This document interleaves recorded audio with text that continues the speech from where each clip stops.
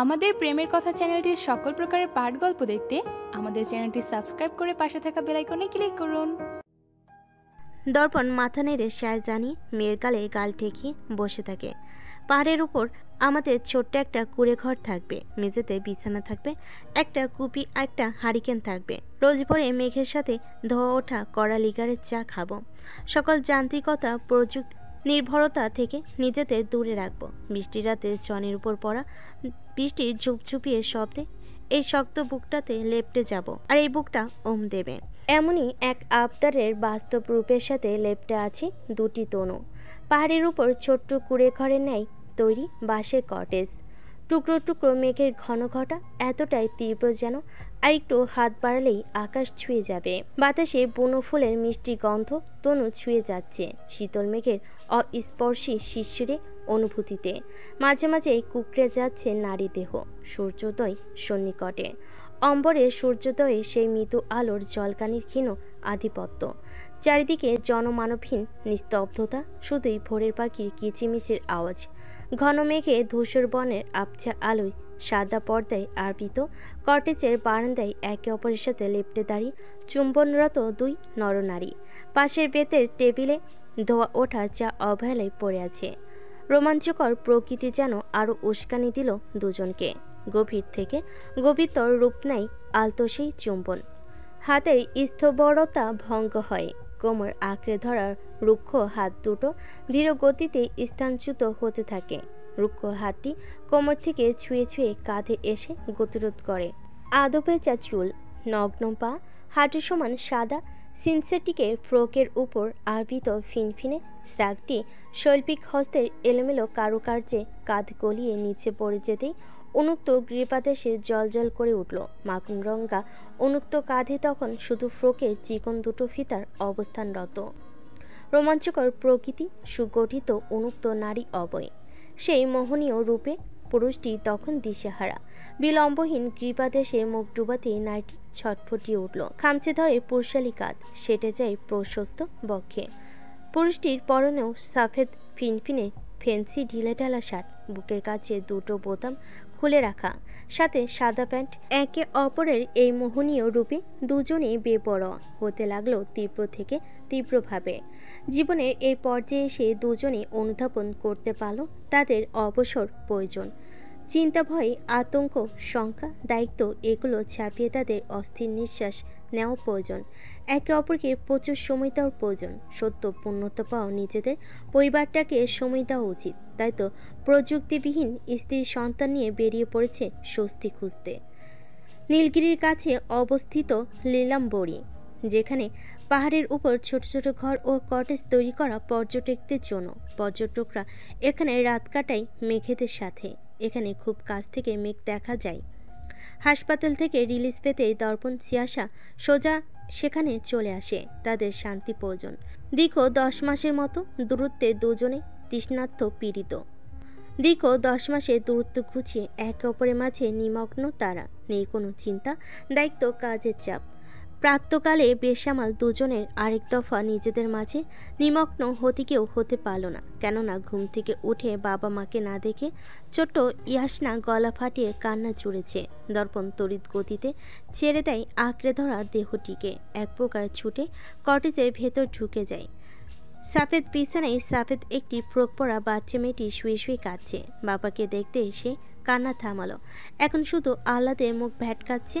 দর্পণ বিলম্বহীন মেয়েকে কোলে তুলে নেয়। দোল দিতে দিতে মৃদু কৈফিতে সুরে হড়বড়িয়ে বলল, পাপা এখানেই ছিলাম মা, তুমি রাগ করছো কেন? কাঁদে না পাপা, সরি। দেখো বাইরে কত সুন্দর মেঘ দেখা যাচ্ছে।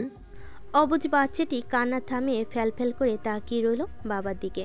সিয়াসা ফিক করে হেসে উঠল বাবা মেয়ের কাণ্ড দেখে। বাবা বাচ্চাদের মতো অজুহাত দিচ্ছে, আর মেয়ে না বুঝে হাঁ করে তাকিয়ে আছে। বাচ্চা মেয়েটির বয়স আজ 1.5 মাস। সেই দিনের পর থেকে তার দিনের প্রায় সবটুকু সময় কাটে বাবার সান্নিধ্যে। বাবা মেয়ের মাকে তখনই মনে পড়ে যখন ইয়াসনার খিদে পায়। এছাড়া বাবা মেয়েকে পাওয়া যায় না। দর্পণ একা একা নিজের মতো খুশুর ফুসুর করতে করতেই থাকে মেয়ের সাথে সারাটা দিন। আর বাচ্চা মেয়েটি শুধু ব্যাবাচাকা খেয়ে তাকিয়ে থাকে। এখন সেও অভ্যস্ত হয়ে গিয়েছে বাবার কথায়। তাই বাবা যখন কথা বলে সে চুপ করে শোনে। তবে আজ আর শুনল না। সে পুনরায় কেঁদে উঠল। মেয়ের খিদে পেয়েছে বুঝে সিয়াসা তাকে নিয়ে ভেতরে ঢুকলো। দুধ দিতে মেয়ে শান্ত হয়ে যায়। মেয়ে আরাম করে খাচ্ছে।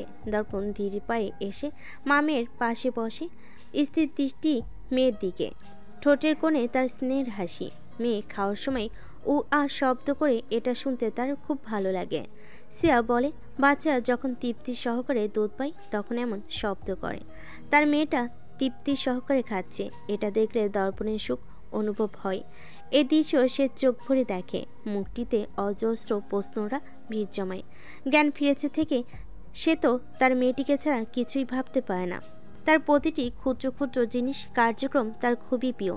তার তো কত মায়া ভালোবাসা কাজ করে মেয়ের জন্য। তবে তাকে দেখে কি তার মা বাবাদের এমন ভালোবাসা আসতো না? তারা কেন এত পাষণ্ড? তার কিভাবে পারলো তাকে অতটুকু একটা বাচ্চা ছেলেকে রাস্তায় ফেলে দিতে? অন্তত মনুষ্যত্ব বোধটুকু থাকলেও তো কেউ এমন কাজ করতে পারে না। সে তো এমন করে মায়ের দুধ খেতে পায়নি, মায়ের কোলে বড় হতে পারেনি। বুক ভরা এক দীর্ঘশ্বাস বেরিয়ে এলো। এগুলো সে কেন ভুলতে পারে না? দর্পণকে অন্যমনা দেখে সিয়াসা ডেকে উঠল। দর্পণ, হুম কি ভাবছেন? সিয়াসা মৃদু হেসে শুধায়। দর্পণ মৃদু হাসল, প্রবল আগ্রহের সাথে বলল, সিয়া, আমরা ইয়াসনাকে অনেক আদর ভালোবাসা দিয়ে বড় করব। আমরা একসাথে পার্কে নিয়ে যাব, সব সময় তাকে স্কুলে নিয়ে যাব এবং স্কুল থেকে বাড়িতে নিয়ে আসব। তার সকল প্যারেন্টস ডেতে তুমি আমি একসাথে তার সাথে যাব, ঠিক আছে? দর্পণ মেয়ের দিকে স্থির দৃষ্টিতে তাকিয়ে তাকিয়ে বলল। সিয়াসা মৃদু হেসে মাথা নাড়ল। মেয়ের খাওয়া হতেই দর্পণ মেয়েকে নিয়ে বারান্দায় যায়। সূর্যের আলোকছটা বাচ্চা মেয়েটির চোখে মুখে পড়তে সে চোখ মুখ কুঁচকে নেয়। দর্পণ নিজ মনে মেয়েকে ঘুরিয়ে ঘুরিয়ে দেখাচ্ছিল সব কিছু। তখনই তার চোখ যায় পাশের কটেজের বারান্দায় আড়মোড়া ভাঙতে থাকা লোকটির দিকে। তার দৃষ্টি সরু হয়ে আসে। সুবেদার আড়মোড়া ভাঙতে ভাঙতে এদিক ওদিক তাকিয়ে তাকিয়ে দেখছিল। সহসা তার দৃষ্টি থমকে তার দিকে তাকিয়ে থাকা সরু দুটো চোখের দিকে। সে তড়িৎ গতিতে দর আওয়াজে উচ্চস্বরে সেলুট দিয়ে শটান হয়ে দাঁড়িয়ে গেল। দর্পণের ভুরু উঁচিয়ে গেল সুবেদারের আগাগোড়া পর্যবেক্ষণ করে। সুবেদার কাদো কাদো চোখে নিচের দিকে তাকায়। পরনে তার একটা হাঁটু সমান শর্টস আর ফিনফিনে পাতলা একখানা অশ্লীল পোশাক। লজ্জে তাই মরি অবস্থা। এসব ওই অশ্লীল পিশাচিনী তাকে জোরপূর্বক পরিয়েছে, নিজেও পড়েছে। বাকিটা আর ভাবতে পারল না সুবেদার। তার লজ্জা করে। সে এক অদ্ভুত মোহনীয় মুহূর্ত দুজনে কাটিয়েছে। সারা রাত ধরে ভেবেছে সে বাইরে মুখ দেখাবে কি করে, তাই বলে এভাবে সিনিয়র জুনিয়র এমন অপ্রীতিকর অবস্থায় সে আলোবলা হেসে মিনমিনিয়ে কণ্ঠে শুধায়, স্যার আপনি এখানে? দর্পণ গলা খাকারে দিয়ে উঠল। অপ্রীতিকর পরিস্থিতি সামলাতে মাথা দুলিয়ে সেলুট গ্রহণ করে গম্ভীর গলায় বলল, বাবুকে ঘুরতে নিয়ে এসেছি। ওহ, আমিও। গলা উঁচিয়ে কিছু বলতে কেউ থেমে গেল সুবেদার। দর্পণ ভুরু কুঞ্চিত করে তাকালো তার দিকে। সুবেদার পুনরায় আলোবলা হেসে এগিয়ে আসে পুতুলের মতো তড়িঘড়ি করে বলল, না মানে আমিও ঘুরতে এসেছি। আমি কি জিজ্ঞাসা করেছি? না মানে থাকুন তাহলে, আমরা আসছি। Have a good trip. বলে দর্পণ পা বাড়ে কটেজের দিকে। সুবেদার পেছন থেকে ডেকে উঠল। দর্পণ প্রশ্নবিদ্ধ দৃষ্টিতে তাকায়। সুবেদার মৃদু ইতস্ততা নিয়ে বলল, বাবুকে একটু দেবেন? দর্পণ নিরুত্তর ইয়াসনাকে এগিয়ে দেয়। সুবেদার হাসি মুখে তাকে কোলে তুলে নিয়ে দোল দিতে লাগলো। দর্পণ পা এলবো করে গায়ের ভর ছেড়ে বাঁশের খুঁটির সাথে হেলান দিয়ে রিল্যাক্সে দাঁড়িয়ে সামনের প্রকৃতি দেখতে মগ্ন হয়। ইয়াসনাকে নিয়ে খেলতে খেলতে সুবেদার দার্শনিকে নেয় গম্ভীর ভারী কণ্ঠে শুধায়, স্যার আপনাকে একটা কথা জিজ্ঞাসা করব। দর্পণ ঘাড় ঘুরিয়ে তাকে মাথা নাড়ল। সুবেদার প্রবল উৎকণ্ঠা নিয়ে হড়বড়িয়ে শুধায়, স্যার আপনার কি মনে হয় না নারী জাতির মধ্যে সবচেয়ে অদ্ভুত দুই নারী আপনার আর আমার কপালে জুটেছে? একদম ঠিক বলেছেন। আর এই অদ্ভুত দুই নারীর কারণেই আমি আজ এই পর্যায়ে এত মোহনীয় পরিবেশে এইভাবে সুখী মানুষ হিসেবে আছি। নয়তো র্যান্ডম কোনো মেয়ে কপালে জুটলে হয়তো আমাদের জীবন অন্যরকম হতো, খুব একটা সুখকর হতো না। আমাদের জন্য এই দুজন নারী উপযুক্ত। তাই সৃষ্টিকর্তা যা করেন ভালোর জন্য করেন, আমাদের উচিত শুকরিয়া করা। সুবিতার মিলান হাসল। আসলেই হয়তো নমিতা আসার পর থেকে তার জীবনটা অন্যরকম সুন্দর, রোমাঞ্চকর, আনন্দমুখর। তাকে প্রেম করা শিখিয়েছে, প্রেমে পড়তে বাধ্য করেছে, প্রেমকে আগলে রাখতে বাধ্য করেছে, যার দরুন আজ তারা এক সুখী দম্পতি। সুবেদারের কোলেই ইয়াসনা আবারও ঘুমিয়ে যায়। দর্পণ তাকে নিয়ে কটেজে ফিরতে দেখল ছিয়াশাও ঘুম।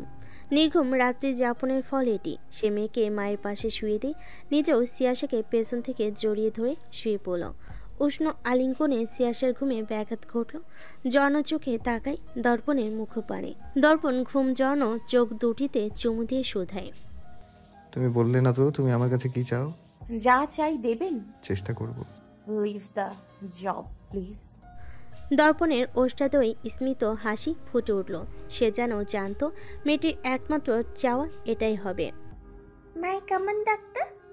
বাচ্চা বাচ্চা কণ্ঠে বিকৃতভাবে ইংরেজিতে চাও প্রবেশ অধিকার শুনে পেশাগত গম্ভীর মুখটি তুলে তাকায় ডাক্তার। আরাম কটনের শাড়ি, চুলগুলো ঢিলেঢাল, হাত খোপা করা, হাতে কানে গলায় ক্ষুদ্র ক্ষুদ্র অলংকার পরিহিত। 31 বছরের এক পরিপূর্ণ নারী ডাক্তার সিয়াসা চৌধুরী। চেম্বারের দরজায় একদম শেষ প্রান্তে দরজা ধুয়ে 2 ফুটের একটি বাচ্চা মেয়ে অর্ধমাথা ঢুকিয়ে উকি মেরে দাঁড়িয়ে আছে। ভাসা ভাসা চোখ, মাখনরঙা গায়ের বরণ, ফুলকো গাল দুটোতে লালচে আভা, ছোট ছোট লালচে পাতলা ঠোঁট, মাথা জুড়ে ঘন কালো বাবরি ফ্ল্যাপি ঘাড় সমান চুলগুলো মাঝখানে থেকে সিতি করে মাথার তালুর দুপাশে গুটিকে ফিতা দিয়ে ছোট্ট খোপা বাঁধা। অবিন্যস্ত বেবি হেয়ারগুলো কপালে পড়ে আছে। পরনে সাদা টি শার্ট, তার উপর হাঁটু সমান জিন্সের বেবি জাম্পস্যুট, পায়ে একজোড়া সাদা স্নিকার। মুখে লেগে আছে তার বিস্তর হাসির রেখা। চোখে মুখে মাতৃত্বের এক উজ্জ্বলতা খেলে যায় সিয়াশার। গম্ভীর মুখটি থেকে ঠিকরে বের হয়ে আসে স্নেহের হাসি। মৃদু হেসে উৎসুক কণ্ঠে কিছু বলতে যাচ্ছিল, কিন্তু তার আগেই তার হাসি মুখটি নিভে গেল দরজার উপর প্রান্তে সদ্য উকি দেও শ্যামরাঙ্গা মুখটি দেখে। দরজা ধরে বাচ্চাটির মধ্যে হাসি মুখে তাকিয়ে আছে। পরনে তার ওভারসাইজ সাদা টি শার্ট, সাথে কালো ট্রাউজার। বাবা মেয়ে সেম সেম। অনতি বিলম্বে সিয়াশার মুখশ্রী পেশাগত গাম্ভীর্যতায় আচ্ছন্ন হয়। প্রেসক্রিপশনের কিনারায় দৃষ্টি ফেলে দেখে নেয় আজকের সপ্তাহে কী বার। বৃহস্পতিবার। উপরন্ত পারিবারিক অনুষ্ঠান রয়েছে, তাই আজ এই মুখটি দৃশ্যমান হলো। অভিমান, রাগ, দুঃখ জর্জরিত অন্তরস্থল ভার হয়ে আসলো। সে তাদের বিন্দুমাত্র পাত্তা দিল না। পুনরায় মগ্ন হয় নিজ কাজে। দরজার উপর নিচ ধরে দাঁড়ানো বাবা মেয়ের মুখ এতে চুপসে গেল। তারা একে অপরের দিকে ঠোঁট উল্টে তাকালো। বাবা মেয়েকে কোলে তুলে নিয়ে চেম্বারের ভিতর ঢুকে চেয়ার টেনে বসতে বসতে বোকাশোকা কণ্ঠে বলল, হ্যালো ডক্টর। বাবা দেখা দেখি বাচ্চা মেয়েটিও প্রফুল্ল হেসে বলল, হ্যালো ডাক্তার। সিয়াশা গম্ভীর মুখে বাবা মেয়ের দিকে তাকায়, গম্ভীর কণ্ঠে শুধায়, কি সমস্যা আপনাদের? বাচ্চা মেয়েটি ফ্যাল ফ্যাল করে তাকালো ডাক্তারের গম্ভীর মুখটির দিকে। অতঃপর বাবার দিকেও একবার তাকায়। বাবা কিছু ইশারা করতে সে চটপটে কণ্ঠে বলল, আচুক হয়েছে, আচুক। কার অসুখ হয়েছে? আমার বাবার অচুক হয়েছে। মেয়েটি বাবাকে দেখিয়ে বলল। সিয়াশা তাকায় চুপচাপ বিড়ালের মতো মেয়ের কথায় মাথা দোলাতে থাকা লোকটির দিকে। সে চিবিয়ে চিবিয়ে শুধায়, কি হয়েছে আপনার পাপার? ডাক্তারের কথায় মেয়েটি আবারও ফ্যাল ফ্যাল করে তাকায় বাবার দিকে। কেননা বাবার শেখানো বুলি সে ইতিমধ্যে ভুলে গিয়েছে। সে হাত নেড়ে নেড়ে মলিন মুখে বাবাকে বলল, আর মনে নেই পাপা। মেয়ের কথাই বাবা তড়িঘড়ি করে নিজের বুকের বাঁ পাশের দিকে ইশারা করল। মেয়ের বুঝতে সময় লাগলো না। বাবা তো পুরো রাস্তা তাকে এগুলোই শিখিয়ে পড়িয়ে এনেছে। তার মনে পড়ে যেতেই সে প্রফুল্ল হেসে উঠল। পুনরায় চটপটে কণ্ঠে বলল, এখানে এখানে বুটে ব্যথা, অনেক ব্যথা। পাপা টুকু পায়। মেয়েটি নাটকীয় ভঙ্গিতে বাবার বুকের বাঁ পাশ চাপড়ে চাপড়ে পড়ল। আর বাবা দুঃখী দুঃখী মুখ করে বসে আছে। সিয়াশার ভুরু উঁচিয়ে গেল বাবা মেয়ের প্রশংসনীয় নাটকে। সে শানিত কণ্ঠে শুধায়, তো আমি কি করব? উঠুট দিবে, উঠুট। তুমি না ডাক্তার? মেয়ের কথাই বাবা ঘন ঘন মাথা নেড়ে সায় জানায়, মেয়ে ঠিক বলছে, একদম ঠিক বলছে। সিয়াশা থমথমে গলায় বলল। বাচ্চা মেয়েটির হাসি মুখ জুড়ে অন্ধকার ছেয়ে গেল। বাবার রোগ হয়েছে, কঠিন রোগ। সে অবুঝ কণ্ঠে শুধায়, কঠিন লোক? সিয়াশা মাথা নাড়ল। সহসা মেয়েটির চোখ ছলছল করে উঠল। ঘন ঘন পলক ঝাপটাতে লাগলো। ছোট পাতলা ওষ্ঠদ্বয় তিত্তির করে কাঁপতে লাগলো। নাকের ডগা লাল হয়ে উঠেছে অতি ক্ষীণ সময়ে। মেয়েটির বাবা চোখ বড় বড় করে তাকায়, একবার মেয়ের দিকে, একবার সিয়াসার দিকে। সে তড়িঘড়ি করে মেয়েকে বুকে চেপে পড়ল। মা কাঁদে না, সব রোগের ওষুধ আছে, আমার এই কঠিন রোগেরও ওষুধ আছে। তোমায় আমি কি শিখিয়ে এনেছিলাম? শেষের কথাটা হিসিস করে বলল বাবা। মেয়েটির তৎক্ষণাৎ মাথায় আসলো বাবার শেখানো ওষুধের কথা। অনতি বিলম্বে কান্না চলে গেল তার মুখে, হাসি ফুটে উঠল। মাথা দুলিয়ে উৎফুল্লিত কণ্ঠে বলল, সত্যি?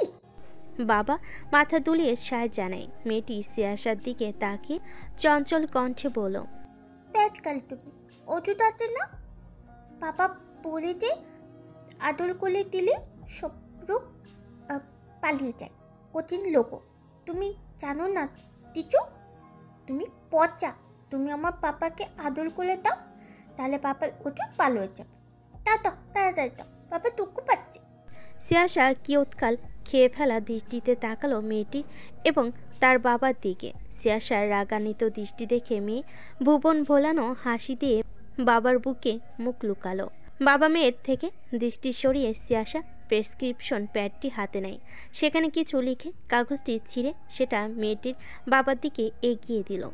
সিয়াসা কাগজটি এগিয়ে দিতে বাবার বুকে মুখ লুকানো মেয়েটি হুড়মুড়িয়ে কাগজটি হাতে নিয়ে মনোযোগ সহকারে দেখতে লাগলো বাবা মেয়ে।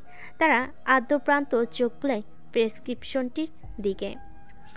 রোজ সকালে ঘুম থেকে উঠে খালি পেটে স্ত্রীকে একটা ডায়েট হাগো 7টা চুমো। একদমও মিস দেওয়া যাবে না। পরিবারের সাথে থাকতে হবে সবসময়, পরিবারকে সময় দিতে হবে। রাতে ঘুমানোর পূর্বে স্ত্রীকে অনেক অনেক ভালোবাসতে হবে, তাকে বুকে নিয়ে ঘুমাতে হবে। নির্দেশনা অনুসরণ না করতে পারলে এই অসুখ কোনোদিন ভালো হবে না। প্রেসক্রিপশনটা পড়তে দর্পণের নাটকীয়তা ভেঙে যাই উচ্চস্বরে গা দুলিয়ে হেসে উঠল। বাচ্চা মেয়েটি তো কিছুই বুঝল না, তাই অপুষ্পানে মুগ্ধ হয়ে তাকিয়ে রইল বাবার দিকে। বাবা তার খুব প্রিয়, বাবাকে হাসতে দেখলে তার খুব আনন্দ লাগে, তাই সেও বাবার সাথে সাথে হেসে উঠল। মেয়ের হাসি দেখে দর্পণ তাকে আদুরে হাতে বুকে জড়িয়ে শব্দ করে চুমু খাই তার কপালে। আদুরে গলেই বলে, আমার ভাগা দুষ্ট মা। বাবার আদর পেতেই সিতারা বাবার গলা জড়িয়ে ধরে লেপটে গেল বক্ষ মাঝারে। সাইফ ইয়াসনা ডাকনাম সিতারা রাখে। কাগজে কলমে ইয়াসনা এহসান হলেও সকলে তাকে সিতারা নামে ডেকে অভ্যস্ত। বিগত 2 বছর যাবৎ এভাবেই দর্পণের বুকটিতে আধিপত্য চলে নরম তুলতুলে এই আদুরে বাচ্চাটির। মেয়ে বুকে থাকলে দর্পণে মনে হয় যেন তার বুকটা ভরপুর, কোনো কিছুর কমতি নেই। তার দুনিয়াটা তো পরিপূর্ণ। মেয়ে যতক্ষণ কাছে থাকে সে মেয়েকে বুক থেকে সরায় না, আর না মেয়ে সরে। সপ্তাহে 1.5 দিন পায় বাবাকে। এই 1.5 দিন তার কাছে ঈদের সমান। সবাইকে দেখাবে আর বলবে মাই পাপা। এই মাই পাপা সিতারার মুখের একটি কমন ভাষা। হাঁটতে বসতে উঠতে বলবে শুধু মাই পাপা। দর্পণের কাছে সিয়াসার একমাত্র চাওটা সেদিন গ্রহণযোগ্যতা পায়নি, বরং আরও প্রবল উদ্যমে কাজে মনোযোগী হয়েছে। সেদিনও কাঠখোট্টা লোকটা তার চাও হেসে উড়িয়ে দিয়েছিল। সেদিনের পর থেকে সিয়াসা আর কখনো এমন আবদার করেনি। 1.5 বছর হলো দর্পণ ঢাকায় ট্রান্সফার হয়েছে, সেখানেই একা থাকে সে। সিয়াসা বহুবার চাকরি ছেড়ে ঢাকায় শিফট হতে চেয়েছে, কিন্তু দর্পণ রাজি হয়নি। মামিয়ে বান্দরবানে থাকে আর সে ঢাকায়। প্রতি সপ্তাহে বৃহস্পতিবার দর্পণ বান্দরবানে আসে, আবার শুক্রবার ভোর রাতে বেরিয়ে যায়। এই 1.5 দিনই সিতারা বাবাকে পায়। সে কোনো ক্রমে এই 1.5 দিন বাবাকে হাতছাড়া করবে না। বাবা তার কাছে অতিশয় প্রিয় একজন মানুষ। বাবা কাছে থাকে না, বাইরে বেশি ঘুরতে নিয়ে যায় না। বাবা কম কথা বলে, তবু মেয়েটির কাছে তার বাবাই সব। দুনিয়া একদিকে, বাবা একদিকে। মাকে শুধু তার মনে পড়ে দুধ খাওয়ার সময়, বাকি ভারী খাবারটাও দায়িত্বটা ও দর্পণ দক্ষতার সাথে সামলে নেয়। দর্পণ যতক্ষণ থাকবে সিতারার সব কাজ নিজেই করে। মেয়ে বাবাকে বেশি ভালোবাসে, এ নিয়ে সিয়াসার কোনো আক্ষেপ নেই, বরং সে এটাই চাইতো মেয়ে সবার থেকে বাবাকে বেশি ভালোবাসুক। হয়তো ছোট্ট মেয়েটিও হয়তো বুঝতে পারে তার বাবার ভালোবাসার অনেক প্রয়োজন। গতকাল রাতেও তুমুল ঝগড়া হয় সিয়াসার সাথে দর্পণে। সিয়াসা ঢাকায় শিফট হতে চায়, কিন্তু দর্পণ তাকে ঢাকায় যেতে দিবে না।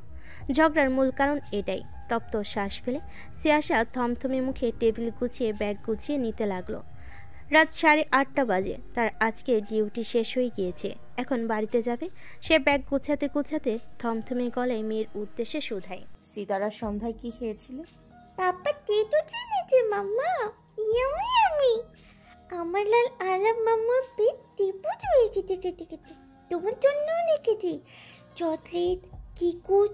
তুমি জানো পাপা আমার জন্য, আরাম মাম্মার জন্য আর মিনি কালামনের জন্য এতগুলো উপহার এনেছে। এতটা থালিও এনেছে, সুন্দর থালি। আমার এখন একদম তোমার মতো দেখতে লাগবে। সিতারা পুনরায় উৎসুক কণ্ঠে বলল, বিগত কয়েক সপ্তাহ যাবৎ তার বেশ ইচ্ছে হচ্ছে মায়ের মতো শাড়ি পরবে। তাই বাবা যখনই ফোন দেয় তাকে শুধু বলে তার জন্য একটা ছোট্ট শাড়ি এনো। সিয়াসা চোখ তুলে তাকায় মেয়ের দিকে, নম্র কণ্ঠে শুধায়। খিদে পেয়েছে, আর কিছু খাবে? খেতে পাইনি। পাপা আসার সময় আইসক্রিম, কটন ক্যান্ডি খাইছি। সিতারা হাসি মুখে বলল, কটা কটন ক্যান্ডি হবে মা? পাপা কটন ক্যান্ডি। সিতারা পুনরায় হাসি মুখে একইভাবে বলল। দর্পণ ডানে বামে মাথা নাড়ে, মেয়ের কথা এখনো অস্পষ্ট। সিয়াসা ব্যাগ গুছিয়ে নিয়ে অ্যাপ্রন খুলে হাতে নেয়। সন্ধ্যা থেকে ইমার্জেন্সি ওয়ার্ডে ডিউটি ছিল, সেখান থেকেই এসেছে একটু আগে। রেস্ট নিচ্ছিল কিছুক্ষণ। সে ব্যাগ কাঁধে তুলে নিয়ে মেয়ের দিকে হাত বাড়িয়ে দিয়ে বলল, চলো মা বাসায় যাব। সিতারা তৎক্ষণাৎ মুখ ফিরিয়ে নিল মায়ের থেকে। সবেগে বাবার গলা জড়িয়ে ধরে বাবার ঘাড়ে মুখ গুজে পড়ল। মার পাপা। সিয়াসা প্রতিক্রিয়াহীন একটা উষ্ণ নিঃশ্বাস ফেল। এই মাই পাপা মানে হচ্ছে সে এখন পাপার কোল ছেড়ে কারোর কোলে যাবে না। সে তাড়া দিয়ে গম্ভীর গলায় বলল, ঠিক আছে, পাপার সাথে এসো। আমায় কেনাকাটা করতে হবে ঘরের জন্য কিছু, তাড়াতাড়ি। পাপা চলো চলো, শপিংয়ে যাবো, মজা হবে। তুমি আমায় একটুটা পিকাচু কিনে দেবে। বাবার পিঠ চাপড়ালেও বাবা নড়ল না দেখে মামি তাকায় দর্পণের দিকে। দর্পণ মুখ ছোট করে মেয়ের দিকে তাকিয়ে আছে। সিতারা সিরিয়াস কণ্ঠে শুধায়, কি হচ্ছে পাপা? বাচ্চায় যাবে না? বুকে ব্যথা করছে মা। তোমার মাম্মা আমায় ওষুধ দেয়নি তো, পাপ্পা কষ্ট পাচ্ছি। সিয়াসা দাঁত কিরমির করে তাকায় দর্পণের দিকে।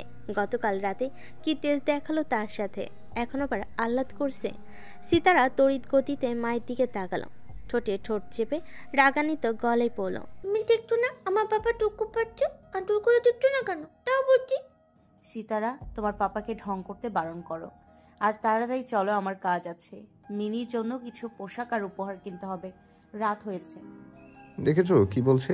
পাপা নাকি ঢং করছি। পাপার বুক ব্যথা করছে, তা তোমার মাম্মা বিশ্বাসই করছে না। আমি যাব না কোথাও আমায় ওষুধ না দিলে। দর্পণ জেদি কণ্ঠে বলল। সিতারা পুনরায় রাগী দৃষ্টিতে তাকাই মায়ের দিকে, আঙ্গুল তুলে তুলে বলে, দেখেছো পাপা কত টুকু পাচ্ছে? চাপ না পড়ছে, তাড়াতাড়ি আদর করে দাও বলছি। তুমি না ডাক্তার, ওষুধ দাও। কথায় কথায় ডাক্তার বলে বলে এই অভদ্র রক্তারা লোক আজ তার বাচ্চার বাপ হয়ে গিয়েছে। মেয়েটাকেও নিজের মতো রক্তারা বানাচ্ছে। সে আগে গজগজ করতে করতে এগিয়ে আসে। দর্পণ এক ফালি হেসে নিজের গাল এগিয়ে দিল। সিয়াসা সেথায় শুকনো এক স্পর্শ করে সরে আসে। থমথমে গলায় বলল, নাটক হলে তোমার পাপাকে এবার আসতে বললো। সিতারা, পেটটা কমেছে?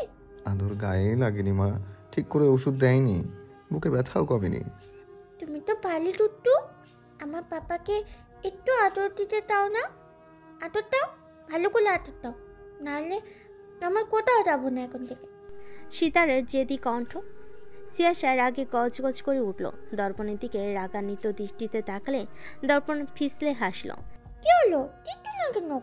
সিতারা আবার চেঁচিয়ে উঠল। সিয়াসা দুপাদক পা ফেলে এগিয়ে আসে। দর্পণ মেয়েকে বুকে চেপে হাসিমুখে এবার ঠোঁট এগিয়ে দিল। সিয়াসাও নাকচ করে না, সে কৃত্রিম হেসে সেটাই চুমু খায়, গভীর চুমু। তবে সেকেন্ড যেতেই দর্পণ মৃদু আর্তনাদ করে উঠল। বুকে চেপে ধরা মেয়েটি এত ছটফটিয়ে উঠল। তার বাবা চিৎকার করলো কেন? সিয়াসা চুপ করে সরে আসে, চিবিয়ে চিবিয়ে শুধায়, বুকে ব্যথা কমেছে জনাব? দর্পণ রাগান্বিত দৃষ্টিতে তাকায় সিয়াসার দিকে। বেয়াদব মেয়ে ঠোঁট কামড়ে রক্ত বের করে দিয়েছে। মেয়ে মুখ তোলার আগে সে ব্যস্ত হাতে রক্ত মুছে ফেল। সীতারা ছটফটিয়ে বাবার গালে ছোট ছোট হাত বুলিয়ে চিন্তিত কণ্ঠে শুধায়, পেটটা কমেনি পাপা? পেটি ব্যথা করছে? ব্যথা সেরে গিয়েছে মা, তোমার মা ওষুধ দিয়েছে ভালো করে। এখন চলো আমরা শপিংয়ে যাই। চলো চলো পাপা, মজা হবে। ইয়ে। সিয়াসা ধূপধাপ পা ফেলে গাড়িতে গিয়ে বসে পড়ল। দর্পণ গাড়িতে বসতেই সিয়াসা সিতারাকে বলল। এখন মায়ের কোলে আসো সিতারা, পাপা ড্রাইভ করবে। সিতারা এবারও মুখ ফিরিয়ে নিল। বাবার গলা জড়িয়ে ধরে থমথমে মুখে বলল, মাই পাপা। পাপা ড্রাইভ করবো মা, তুমি কোলে থাকলে নড়াচড়া করবে আর আমি ঠিক করে গাড়ি চালাতে পারবো না। তারপর আমরা অ্যাক্সিডেন্ট করে বসবো আর অনেক ব্যথা পাবো। যাও মাম্মার কাছে যাও। নো মাই পাপা। সিতারা নাক মুখ কুঁচকে বিরক্তি নিয়ে বলল, ইয়েস ইওর পাপা। এখন যাও মাম্মার কাছে, মাম্মা মজা দেবে। মজা শুনতে সিতারা বাবার ঘাট থেকে মুখ তুলে মায়ের দিকে তাকায়। মাথা দুলিয়ে জিজ্ঞাসা করে, টুটু টেপে। না। তাহলে যাবো না। সিতারা জেদি কণ্ঠে বলল, মাতাকে দুধ দিতে চায় না এখন আর, কিন্তু তার দুধ খেতে খুব ভালো লাগে। দর্পণ সিয়াসার দিকে তাকিয়ে বলল, একটু দাও, নয়তো যাবে না। এসো।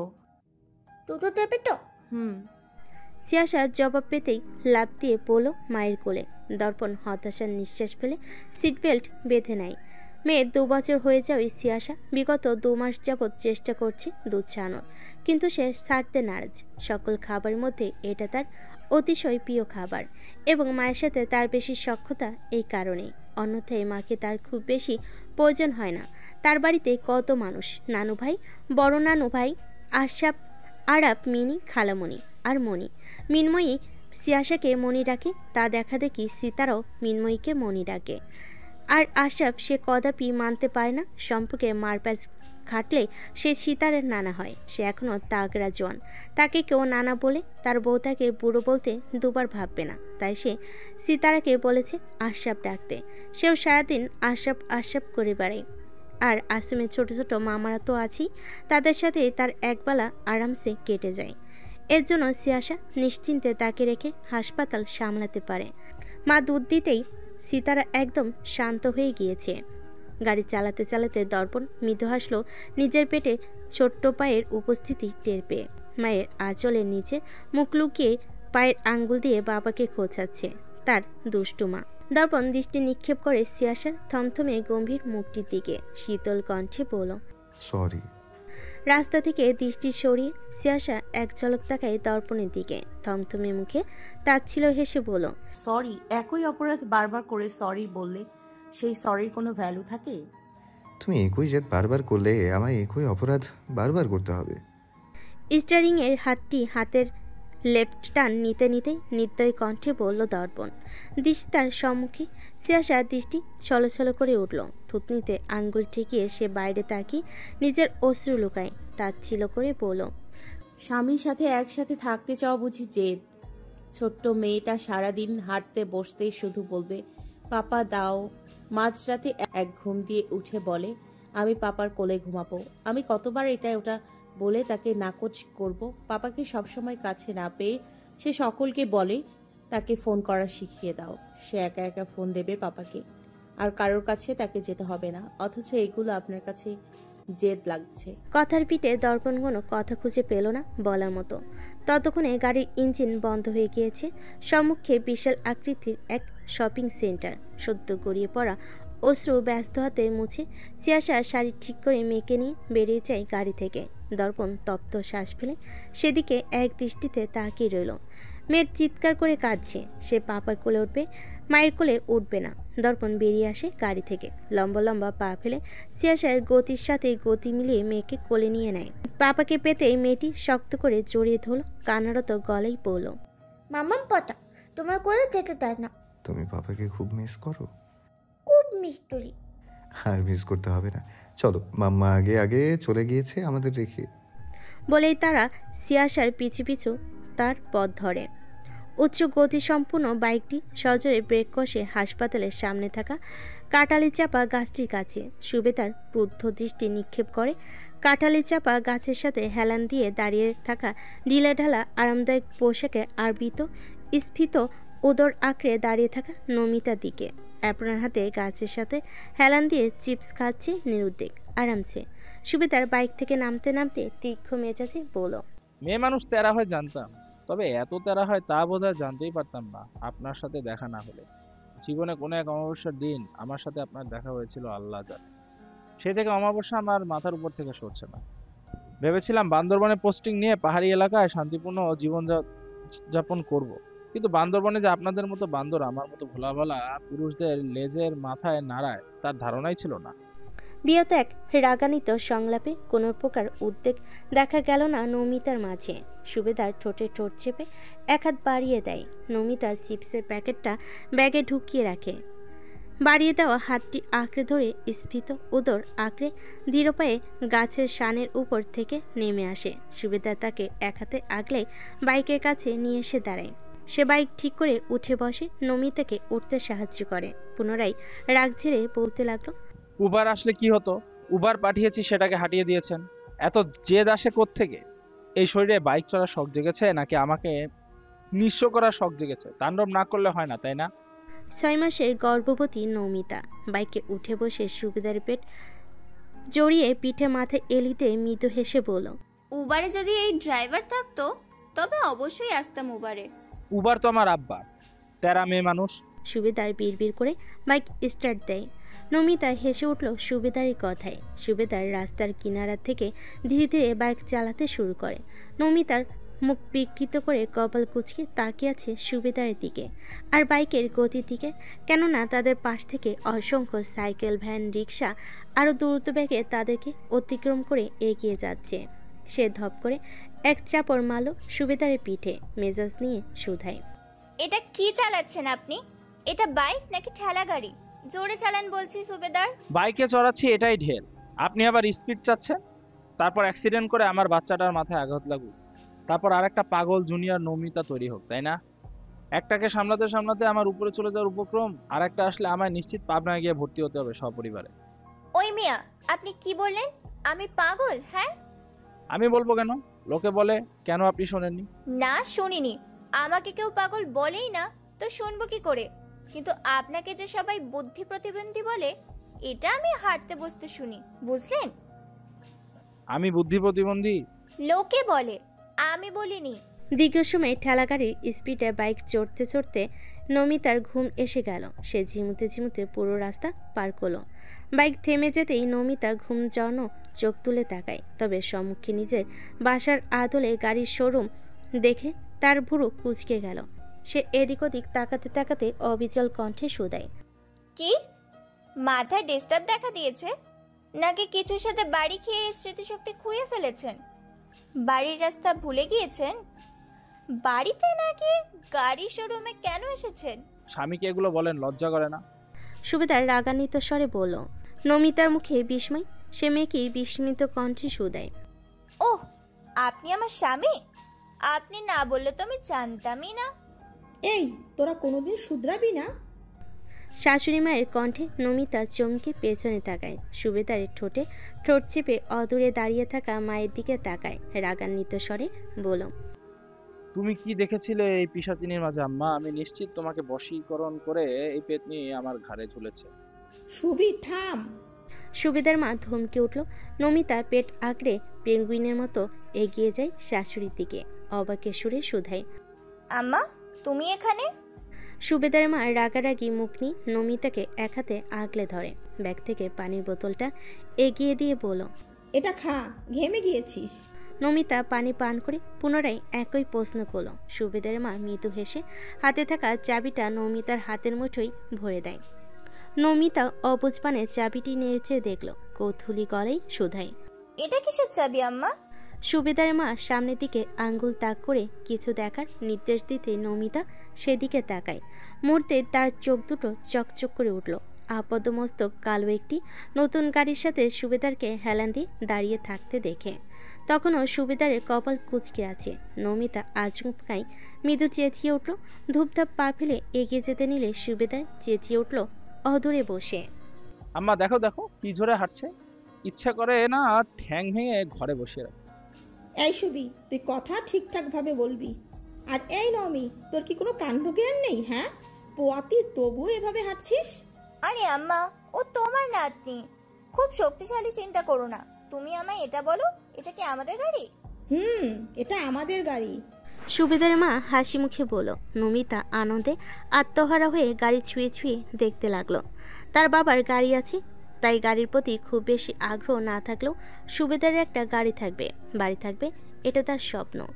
তার স্বামীর সব থাকবে, এটা কোন মেয়েরই না ইচ্ছা থাকে।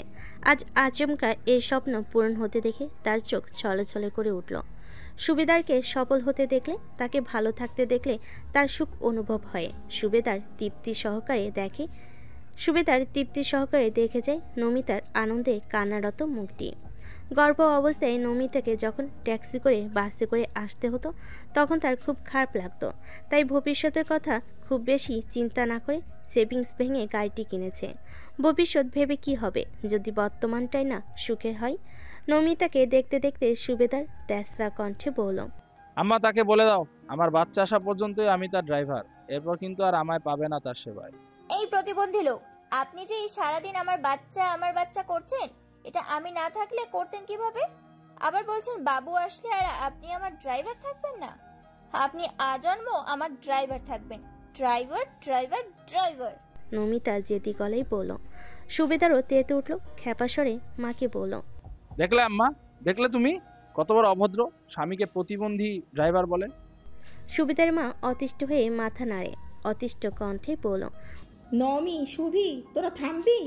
ঝগড়া করতে করতে দুজনে মা বাবা হয়ে গেলি, তবুও তোদের ঝগড়া থামে না। ওঠ, গাড়িতে ওঠ, আজ পুরো শহর ঘুরবো। বলে সে গাড়ির ব্যাক সিটে উঠে পড়ল। নমিতা সুবেদার একে অপরের দিকে ক্রুদ্ধ দৃষ্টিতে তাকাতে তাকাতে গাড়ির ফ্রন্ট সিটে উঠে বসে। অতঃপর পুরো শহর চক্কর লাগাতে লাগলো। তিনজনের মুখেই লেগে আছে প্রাণোচ্ছল হাসি। পকেটে এক হাত গুজে শপিং মলের কাউন্টারের সামনে দাঁড়িয়ে আছে দর্পণ। মুখশ্রী তার একদম গম্ভীর, দৃষ্টি তার ফোনের স্ক্রিনে অদূরে মামে জামা কাপড় দেখছে। সিয়াসা পছন্দের পোশাক খুঁজছে আর সিতারা তার মায়ের পিছু পিছু এটা ওটা ধরে ধরে দেখছে। কাউন্টারের সামনে বিল পেমেন্টের জন্য ভিড় জমিয়েছে অনেক মানুষ। দর্পণ তার থেকে দুহাত দূরে অবস্থান করছে। সিয়াসা কাপড় দেখতে দেখতে একবার তাকালো দর্পণের দিকে। তৎক্ষণাৎ নজর কাড়ে দৃষ্টিকটু এক দৃশ্য।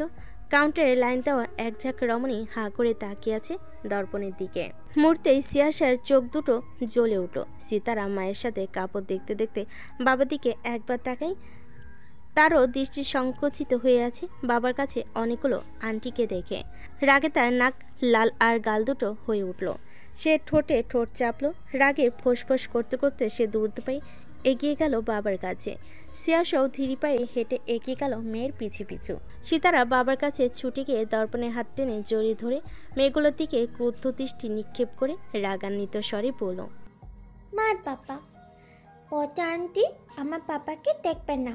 মেয়েগুলো চমকে উঠে মুখের হাঁ বন্ধ করলো। ততক্ষণে সিয়াসাও এসে দর্পণের পাশে দাঁড়ায়। সর্বোচ্চ অধিকার বোধ নিয়ে স্বামীর এক হাত জড়িত হলো। মেয়েগুলোর বুঝতে বাকি রইল না সুঠাম দেখতে শ্যামরাঙ্গা সুদর্শন এই পুরুষটির বউ বাচ্চা তারা। তার লজ্জিত বোধ করলো। কাচুমাচু করে পুনরায় সিরিয়াস ভঙ্গিতে লাইন ধরল। এতক্ষণ নীরবে মামের কর্মকাণ্ড পর্যবেক্ষণ করা দর্পণ সরব শব্দ করে গা তুলিয়ে হেসে উঠল।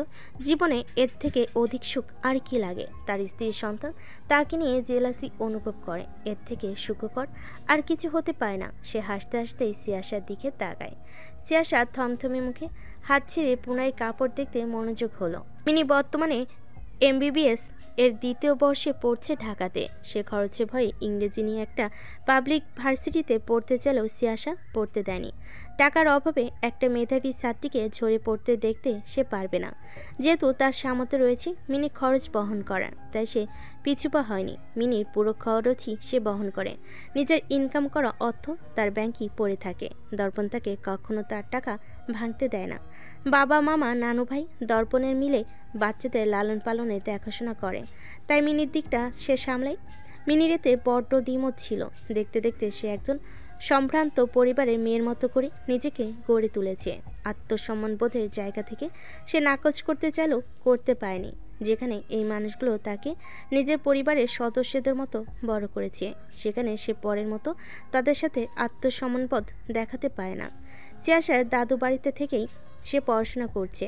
আগামীকাল মিনির বিয়ে। হঠাৎ নেওয়া একটি সিদ্ধান্ত এটি। সিয়াসার মুখে মৃদু হাসি ফুটে উঠল। সে আগে জানতো সেই 9-এ পড়ুয়া ছোট্ট মেয়েটির মনে একটু হলেও অনুভূতি ছিল তার কেমিস্ট্রি টিচারের জন্য, যেটি তাদের অগোচরেই ভালোবাসার রূপ নেয়। গত সপ্তাহে রাত 3টার সময় আননোন নাম্বার থেকে ফোন আসে এবং ফোনটা তুলতেই সাথে সাথে কেউ বলে সে সাউদাকে বিয়ে করতে চায়। সিয়াসা সেদিন হেসে বলেছিল, আচ্ছা, সেখান থেকে মিনির বিয়ের সূচনা। 1 সপ্তাহের মাঝে বিয়ের ডেট ফিক্সড করা হয়, খুব তাড়াতাড়ি। এখানেও তৈরাবের হাত। সে মৃদু হেসে পোশাক দেখতে লাগলো। ভালোবাসা দেখতেও সুন্দর, অনুভব করতেও সুন্দর। সে দেখতে দেখতে 2টো জামদানি শাড়ি, 2টো সেমি মসলিনের শাড়ি আর 3টা 3 পিস কিনলো মিনির জন্য। শ্বশুরবাড়ি গিয়ে কী পরবে, কখন পরবে সব সেই ঠিক করে দিচ্ছে এবং সর্বশেষ একটা বড় স্বর্ণ অলংকার কিনলো। তার পক্ষ থেকে শেষ উপহার এটাই হবে। তরুপ তাকে কথা দিয়েছে সে মিনির লক্ষ্যে বাধা হয়ে দাঁড়াবে না, বরং সাফল্যের সিঁড়ি হবে। জলপাই রঙা অর্গানজা শাড়ির সাথে 19 সমান মাল্টি কালারের ব্লাউজ, হাতে কানে ক্ষুদ্র ক্ষুদ্র সবুজ ডায়মন্ড কাটের অলংকার, আরবিত আভিজাত্য মোড়া এক উজ্জ্বল অবয় ভেসে উঠল আরশিতে। চেহারার কোনায় কোনায় কোনো মলিনতার ছাপ নেই।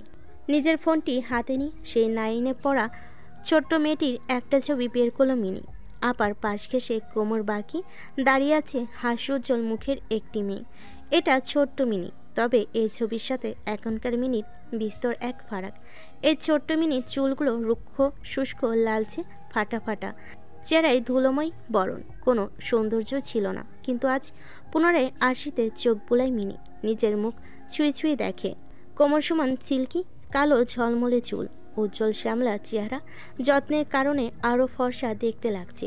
মিনি চোখ ঘুরিয়ে ঘুরিয়ে পুরো ঘরের দিকে তাকায়। পুরো ঘরময় উপহার, শাড়ি, অলংকার, তৈরবের বাড়ি থেকে পাঠানো আগামীকালকের বিয়ের সাজ সরঞ্জামের উপকরণ। বারান্দা জুড়ে ঝিকিমিকি আলোকসজ্জা, বাচ্চাদের হই হুল্লোড়, আনন্দমুখর এক পরিবেশ। চৌধুরী নিবাস জুড়ে কে বলবে আগামীকাল এ বাড়ির কাজের মেয়ের বিয়ে। বিকালে আশ্রম থেকে আসার সময় ক্যান্টনমেন্টের কয়েকজনকে আলোচনা করতে শুনেছিল। তখন একজন বলছে, চৌধুরী বাড়ির ছোট মেয়ের বিয়ে, তাই এত আলোকসজ্জা, জাঁকজমকপূর্ণ অনুষ্ঠান। চলো চলো চোখ দুটো থেকে অশ্রু গড়িয়ে পড়ল।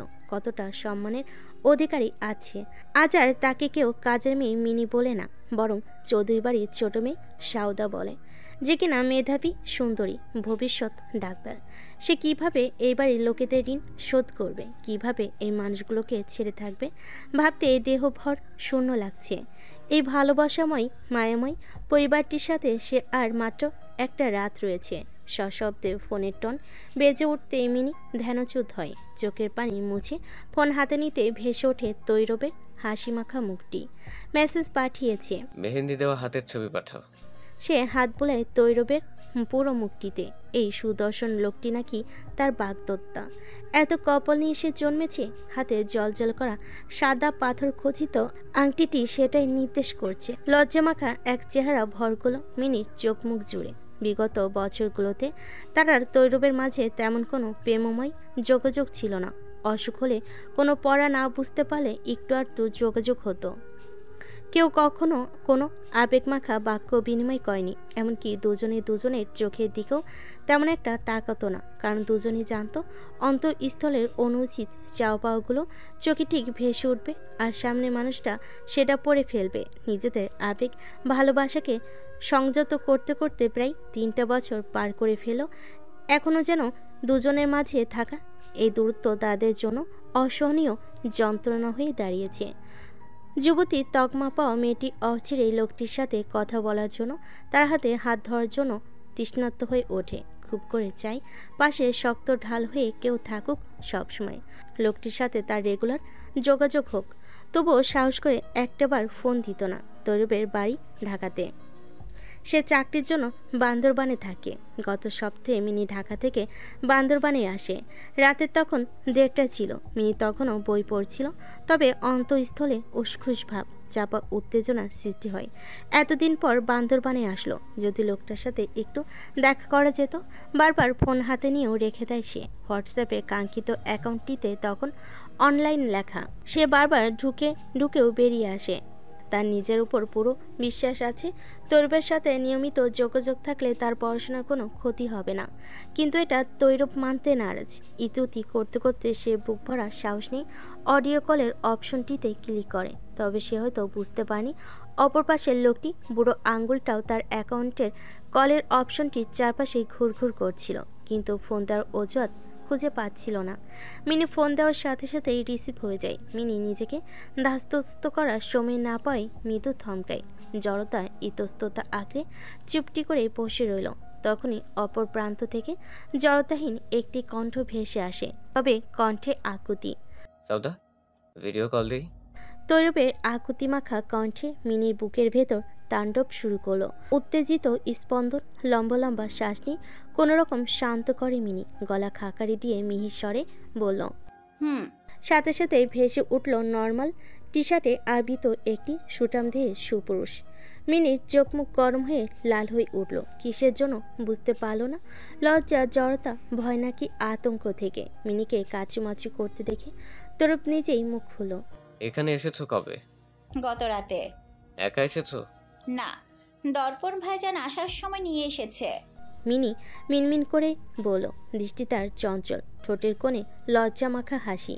মনে মনে নিজেকে বকা দিতে ভুলল না মিনি। প্রেমে বলে মানুষ এমন অদ্ভুত আচরণ করে কেন যে অযথা মিটিমিটি হাসছে অসহ্য। এতে করে তো তৈরব বুঝে যাবে তার মনে অভ্যন্তরীণ অবস্থা। তৈরব ছোট করে বলল। কিয়ৎকাল নীরবতায় আচ্ছন্ন হয় দুজনের মাঝে। দুজনে কেমন হাঁসফাঁস করছে। মিনি ঠাটিয়ে নিজের ঠোঁট চেপে ধরেছে। কি অস্বস্তিকর পরিবেশ। তরুপ যদি জিজ্ঞাসা করে সে কেন ফোন দিয়েছে, তবে সে কি বলবে?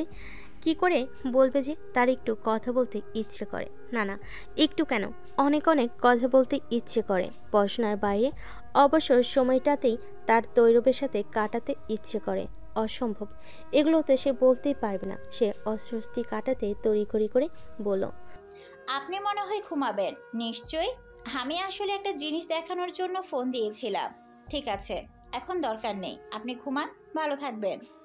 চটপটে কণ্ঠে বলেই মিনি চট করে ফোনটা কেটে বুকে হাত চেপে ধরল। কি অবস্থা তার, বুকটা এত লাফাচ্ছে কেন? এই লোকের সাথে কথা বলেই এমন হয়। তখনই বুকে চেপে ধরা ফোনটি আবারও ভাইব্রেট করে উঠল। মিনি চমকে ওঠে, ফোনের দিকে তাকায়। তৈরব আবারও ফোন দিয়েছে। সে ধীর স্থির রিসিভ করলো।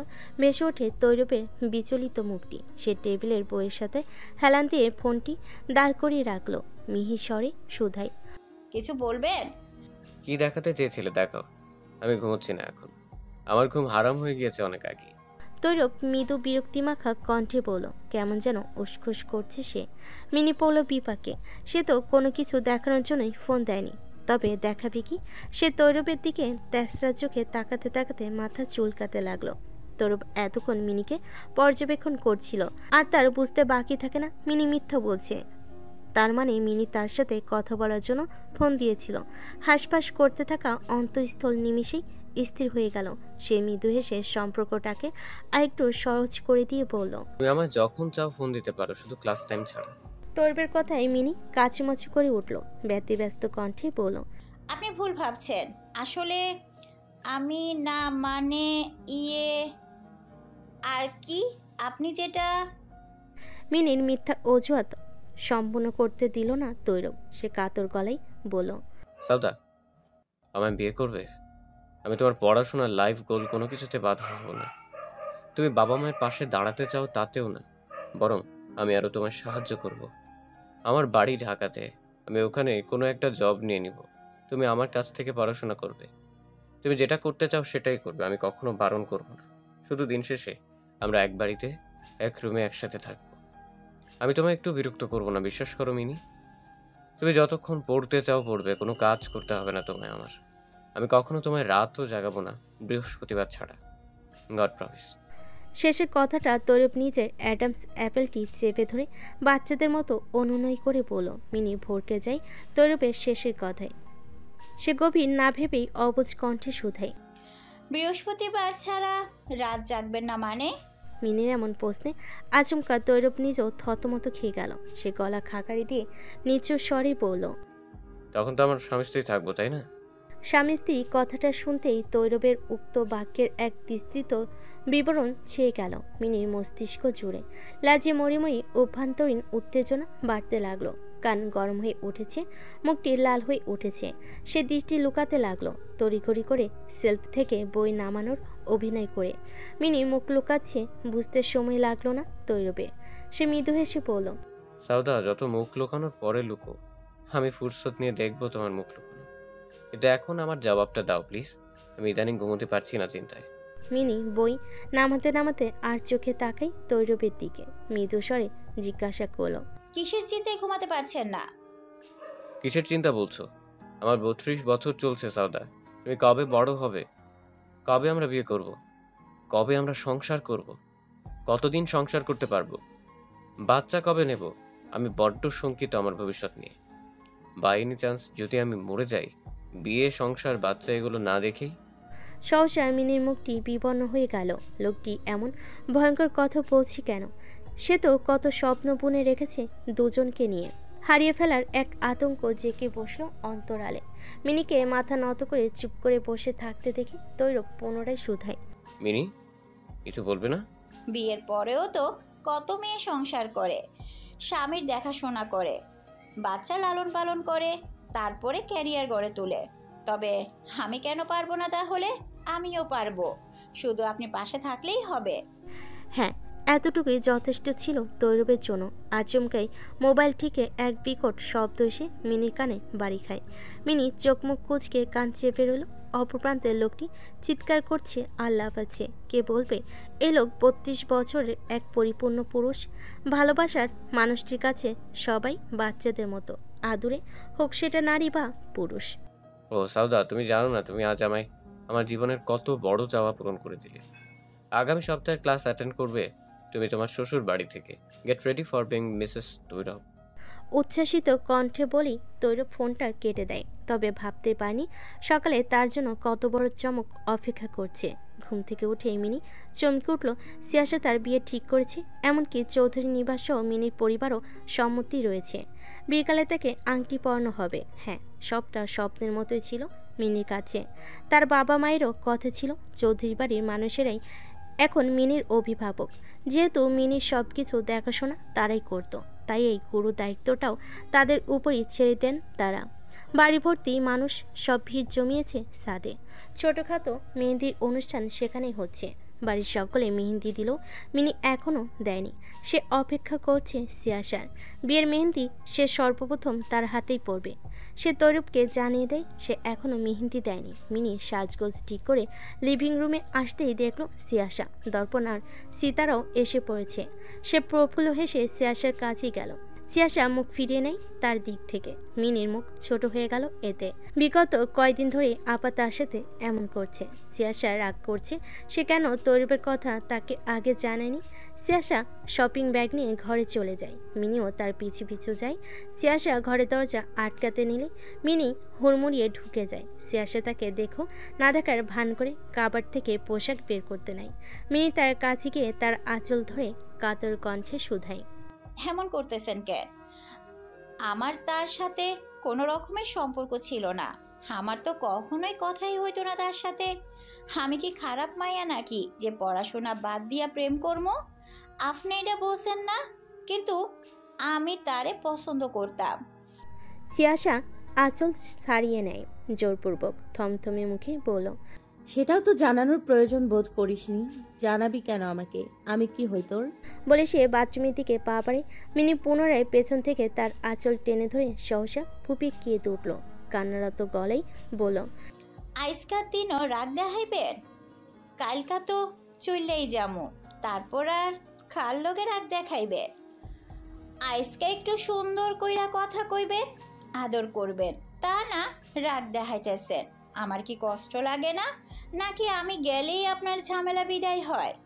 সিয়াসার চোখ দুটো টলমলো করে উঠল, তবু অবিচল থেকেই অভিমানী কণ্ঠে বলল, তুই গেলেই তো আমার ঝামেলা বিদায় হয়। আমি তো তোকে আমার ঝামেলা মনে করি, এটাই এতদিনে বুঝেছিস? বেশ ভালো, তবে বিদায় হয়, এক্ষুনি বিদায় হ। না, যামু না। মিনি জেদি গলায় বলল। সিয়াসা পিছু ফিরে তাকে টলমলো চোখে রাগান্বিত গলায় শুধায়, কেন যাবি না? তুই না আমার ঝামেলা, তাহলে বিদায় হ। মিনি টলমলে ওই চোখে চোখ রাখে। বিলম্বহীন আসতে পড়ে সিয়াসার বুকে, শক্ত করে জড়িয়ে ধরে কানারত জেদি গলায় বলল, যামু না, সব সময় আপনার ঝামেলা হয়ে থাইকা যামু। সিয়াসার চোখ থেকে এক ফোঁটা অশ্রু গড়িয়ে পড়ল। সেই 8-এ পড়া মেয়েটিকে নিজের সামনে বড় হতে দেখেছে। দেখতে দেখতে বিয়ের উপযুক্ত হয়ে গিয়েছে। বড্ড মায়া মেয়েটি জুড়ে। দূরে গেলে কষ্ট হবে তার। সে আলতো হাতে জড়িয়ে ধরে কান্নারত দেহটিকে। মিহি স্বরে বলল, এই মুখের ভাষা শ্বশুরবাড়ির লোকেরা শুনলে আজীবন আমার ঝামেলা হয়েই থেকে যেতে হবে। মুখের ভাষা ঠিক কর। পারুম না, তার দেহা নিতেছে না। আমি একজনের কাজের মাইয়া। মিনি পাল্টা তেজ দেখিয়ে বলল। সিয়াসা ধপ করে একটা মাইল লাগিয়ে দেয় মিনির পিঠে। রাগান্বিত গলায় বলল, এই তোকে আমি কখনো কাজের মেয়ের মতো রেখেছি? তাহলে তুই নিজেকে কাজের লোক হিসেবে পরিচয় দিচ্ছিস কেন? এই পরিচয় তো আসছিলাম এই বাড়িতে। এইটা আমার আসল পরিচয়। তোর আসল পরিচয় হলো ডক্টর সৌদামিনী। এটাই তোর আসল পরিচয়। এভাবেই তুই নিজেকে করে তুলবি, আর কখনো এইসব কথা বলবি না। শ্বশুরবাড়িতে মাথা উঁচু করে বাঁচবি। কখনো কোনো সমস্যা হলে সাথে সাথে আমায় জানাবি। ইতস্ততা করবি না, বুঝেছিস? আপনি আগে কর, আর রাগ দেখাইবেন না। আর না, রাগ দেখাবো না। ওই ব্যাগগুলো খুলে দেখ পছন্দ হয় কিনা। ওই জামদানি শাড়ি দুটো বিয়ের পর ওই বাড়িতে গিয়ে প্রথম 2 দিন পরবি, আর সেমি মসলিন এগুলো পরের 2 দিন। জামা কাপড় কদিন পর থেকে পরা শুরু করবি। শ্বশুরবাড়িতে নতুন বউ শাড়ি পরলে সেটা অন্যরকম একটা সৌন্দর্য বহন করে, বুঝলি? আর বাদবাকি কয়টা জামা আছে তা কলেজে যাওয়ার সময় পরবি। মিনি চোখ মুছে সেগুলো নেড়েচেড়ে দেখতে দেখতে বলল, এত কিছু কেন আনছে? উনি তো কত কিছু পাঠাইলো, শাড়ি, 3 পিস, যা পারছে সব পাঠাইছে। আবার আপনি কিনছেন কেন? উনি ওনার দায়িত্ব পালন করেছে, আমি আমার দায়িত্ব পালন করেছি বলে সিয়াসা বাথরুমে চলে গেল। মিনির মুখে হাসি ফুটে উঠল নতুন একটা চশমাও দেখে। তার চশমাটা অনেক পুরনো ফ্রেমের হয়ে গিয়েছে। আপা তার খুঁটিনাটি সব দিকে খেয়াল রাখে। সিয়াসা ফ্রেশ হয়ে সে জলপাই রঙা একটা শাড়ি পরে একটু আধটু সেজেগুজে এসেছে, যেহেতু ফটোশ্যুট হবে। আজ ঘরের সকল মেয়েরাই জলপাই রঙা শাড়ি পরেছে। সিয়াসা মেয়েকেও একটা ছোট্ট জলপাই রঙা সারারা পরিয়েছে, সাথে এক ঝাঁক চুড়ি। তবে এটা পরে সীতারা হাঁটতেই পারছে না, যদিও আছে হাঁটবে না, বাবার কোলে চড়ে বেড়াবে। তাই নিয়ম অনুযায়ী সে এখন বাবার কোলে আছে। এসে থেকে সিয়াসা একবারের জন্য দর্পণের সাথে কথা বলেনি, এমনকি তাকায়ওনি। তার প্রচুর অভিমান হয়েছে।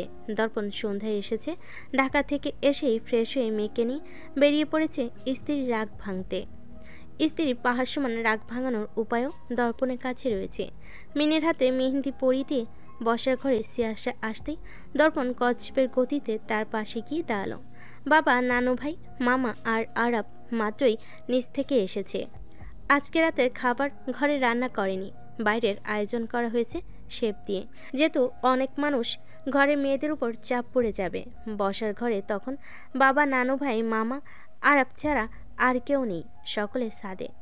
সিতারাকে কোলে নিয়ে দর্পণ ধীর স্থির সিয়াসার পাশে দাঁড়ায়। গলা খাকারি দিয়ে দৃষ্টি আকর্ষণ করার প্রয়াস করলো, ব্যর্থ হলো। সিয়াসা বুকে হাত গুজে নির্বিকার দাঁড়িয়ে আছে, তাকে পাত্তাই দিচ্ছে না। দর্পণ মৃদু হেসে পকেট থেকে ফোনটা বের করে একটা কম্পিউটার কপি তুলে ধরল সিয়াসার মুখের সামনে। সিয়াসা কপাল কুঁচকে বিরক্তি নিয়ে ফোনটি নিজের হাতে টেনে নেয়। বাংলাদেশ সেনাবাহিনীর আদেশক্রমে কোনো কাগজে সে কিছুটা বিরক্তি নিয়ে কাগজটা বলল। তবে কিয়ৎকাল যেতেই তার চোখে মুখে আনন্দ উল্লাস খেলে গেল। গোটা গোটা অক্ষরে বুননে স্পষ্টভাবে লেখা, দর্পণ ঢাকা থেকে বান্দরবানে ট্রান্সফার হয়েছে। সে আনন্দে আত্মহারা হয়ে চোখ বড় বড় করে তাকায় সকলের সাথে কথা বলতে থাকা দর্পণের দিকে। সিয়াসার গাম্ভীর্যতা দূর দূর পালায়, মুহূর্তে ধারণ করে বাচ্চা সুলভ প্রাণবন্ত সেই সিয়াসার রূপ। কথা বলতে বলতে দর্পণ একবার স্ত্রী আনন্দমুখর মুখটি দেখে নেয়। তবে ক্ষণকাল যেতেই তার অক্ষিদয় বৃহৎ আকৃতি ধারণ করল। কেননা তার স্ত্রীকে তার থেকে ভালো কে জানে। সিয়াসা আনন্দে খেইহারা হয়ে মৃদু চিৎকার করে ঝাঁপিয়ে পড়তে গেল দর্পণের উপর। সিয়াসার মনস্কামনা বুঝতে পারা দর্পণ আলোভোলা হেসে তড়িৎ গতিতে মেয়েকে বুকে চেপে সরে দাঁড়ালো সেখান থেকে। ফলস্বরূপ সিয়াসা দর্পণের গায়ে নয় সোফায় পড়ে গেল। স্যার তড়িঘড়ি করে এগিয়ে সে মেয়েকে ধরল, ধমকে উঠে বলল, লাফাচ্ছ কেন বাচ্চা? তুই কি বল মাছ দেখেছিস শিয়া? আশাব তেসরা কণ্ঠে শুধায়। নিজের পরিকল্পনায় বিফল সিয়াসা জবাব দেয় না কাউকে। সে উচ্ছ্বাসিত কণ্ঠে দর্পণের উদ্দেশ্যে শুধায়, আপনি কি সবসময়ের জন্য বান্দরবনে চলে এসেছেন? দর্পণ মৃদু হেসে মাথা নাড়ল। চিয়াশা আনন্দে পুনরায় চিৎকার করে উঠল। মেয়ের উদ্দেশ্যে বলল, সিতারা, তুমি আর মাম্মা এখন সবসময় পাপার সাথে থাকো, খুব মজা হবে। সিতারা তরক মাথা তুলল, চকচকে দৃষ্টিতে মায়ের দিকে তাকিয়ে শুধায়, পাপা সবসময় আমাদের সাথে থাকবে? আমরা একসাথে চকলেট খাবো, বাইরে হাঁটতে যাবো। হ্যাঁ, পাপা এখন সব সময় এখন তোমার সাথে থাকবে। একসাথে খেলবো, একসাথে হাঁটতে যাব, একসাথে চকোলেট খাবো।